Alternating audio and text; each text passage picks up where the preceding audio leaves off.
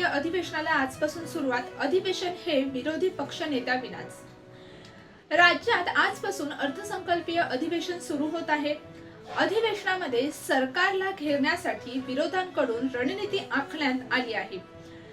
यंदाचं अधिवेशन हे विरोधी पक्ष नेत्याविनाच होणार आहे. राज्याच्या विधिमंडळाचं अर्थसंकल्पीय अधिवेशन दिनांक 23 फेब्रुवारी पासून सुरू होत आहे आणि हे अधिवेशन 25 मार्च पर्यंत चालणार आहे.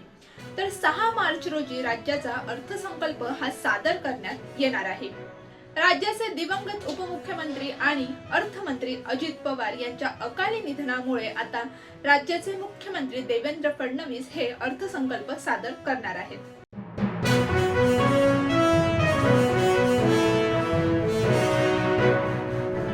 अधिवेशनाच्या पहिल्याच दिवशी शोक प्रस्ताव. अजित पवार यांना श्रद्धांजली.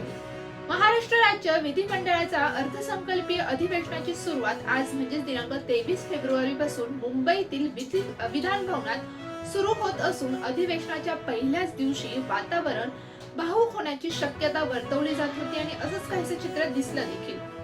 राज्याचे माजी उपमुख्यमंत्री स्वर्गीय अजित पवार यांच्या निधनाबद्दल दोन्ही सभागृहात शोक प्रस्ताव हा मांडण्यात येणार आहे. पारंपरिक पद्धतीनुसार हा प्रस्ताव विधानसभा अध्यक्षांकडून मांडला जाईल आणि त्यांच्याच हस्ते वाचून दाखवला जाईल. मात्र यावेळी अनेक सभासदांनी अजित पवार यांच्या कार्याबाबत सभागृहात मनोगत व्यक्त करण्याची इच्छा व्यक्त केल्याने शोक प्रस्तावानंतर विशेष चर्चा ही होणार आहे. यावेळी मुख्यमंत्री आणि दोन्ही उपमुख्यमंत्री, विविध पक्षांचे गटनेते तसेच प्रत्येक पक्षातील किमान 3 सदस्य हे सभागृहात आपली भावना व्यक्त करणार असल्याची देखील माहिती आहे.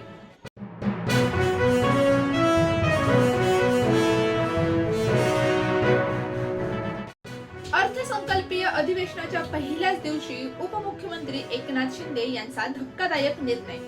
आजपासून राज्याच्या अर्थसंकल्पीय अधिवेशनाला सुरुवात होत असतानाच राज्याचे उपमुख्यमंत्री एकनाथ शिंदे यांनी एक मोठा निर्णय घेतला आहे. अधिवेशन काळात उपमुख्यमंत्री एकनाथ शिंदे यांच्याकडे असणाऱ्या खात्यांची जबाबदारी इतर मंत्र्यांवर सोपवण्यात आली आहे. उपमुख्यमंत्री एकनाथ शिंदे यांनी विधानसभा अध्यक्षांना तसे पत्र देखील दिलं आहे. सार्वजनिक बांधकाम विभागाची जबाबदारी ही दादाजी भुसे यांच्यावर सोपवण्यात आली आहे.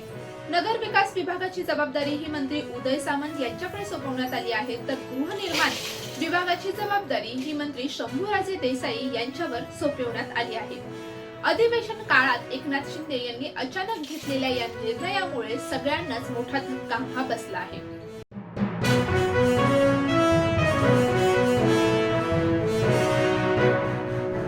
मराठी रंगभूमीवर हाऊसफुलचा बोर्ड कायम झळकत राहू दे. पुस्तक झपाटून वाचण्याचा काळ पुन्हा येऊ दे. राज ठाकरे यांनी व्यक्त केली भावना. महाराष्ट्राच्या राजकारणात कलेची जाण आणि आवड असणाऱ्या मोजक्या राजकारण्यांमध्ये अगदी आघाडीवर असणारं नाव म्हणजे राज ठाकरे. अनेकदा कलाकारांच्या अडचणींना ते धावून जाताना दिसतात. तसेच त्यांच्या कलेला दाद देताना देखील राज ठाकरे हे दिसून येतात. राज ठाकरेंच्या वाचनाची आवडही सर्वाश्रुतच आहे. अशातच आता राज ठाकरे यांनी सोशल मीडियावर एक पोस्ट करून काही आठवणींना उजाळा दिला आहे. राज ठाकरे यांनी मराठी रंगभूमीवरील एक अत्यंत लोकप्रिय, यशस्वी आणि दिग्गज नाटककार वसंत कानेटकर यांच्या संदर्भातील एक आठवण सांगितली आहे. त्यांच्यासोबत त्यांनी मराठी रंगभूमीवर हाऊसफुलचा बोर्ड कायम झळकत राहू दे आणि नाट्य अनुभवासोबतच नाटकाचं पुस्तक घेऊन ते पण झपाटून वाचण्याचा काळ पुन्हा येऊ दे अशी सदिच्छा राज ठाकरे यांनी व्यक्त केली आहे.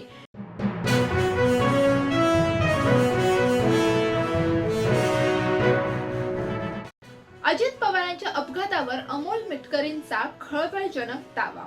आजपासून राज्याचे अर्थसंकल्पीय अधिवेशन सुरू होत असून राज्याचा हा अर्थसंकल्प अजित पवार मांडणार होते. या अर्थसंकल्पाची तयारीही ते गेल्या अनेक दिवसांपासून करत होते. प्रत्येक व्यक्तीला अजित पवारांची आठवण ही अधिवेशनाच्या पहिल्या दिवशी येत आहे. याच दरम्यान अमोल मिटकरी यांनी एक अत्यंत खळबळजनक उडणारा दावा हा केला आहे. अमोल मिटकरी हे म्हणाले आहेत की अजित पवार यांच्या विमान अपघातावेळी पायलट सुमित कपूर हा सुसाइड बॉम्बवर होता का? लिस्टने माजी पंतप्रधान राजीव गांधी यांची हत्या केली तशीच किंवा त्या प्रकारचेच अजित पवार यांची हत्या झालीये का? सुमित पवार यांच्या पत्नी सुमित हा जिवंत असल्याचा दावा देखील करत आहेत किंवा त्या म्हणत आहेत. मग खरोखरच विमान अपघातात सुमित कपूर यांचं निधन झालंय का, असं अमोल मेटकरी यांनी प्रश्न उपस्थित केला आहे.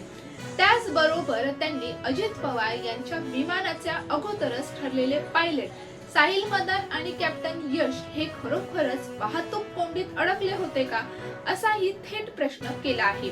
ब्लॅक बॉक्स जाऊ द्या, सध्या पण सीसीटीव्ही फुटेज का देत नाही, असाही सवाल अमोल मेटकरी यांनी उपस्थित केला आहे. आता अमोल मेटकरी यांनी केलेल्या दाव्यानंतर मोठी खळबळ ही उडाली आहे.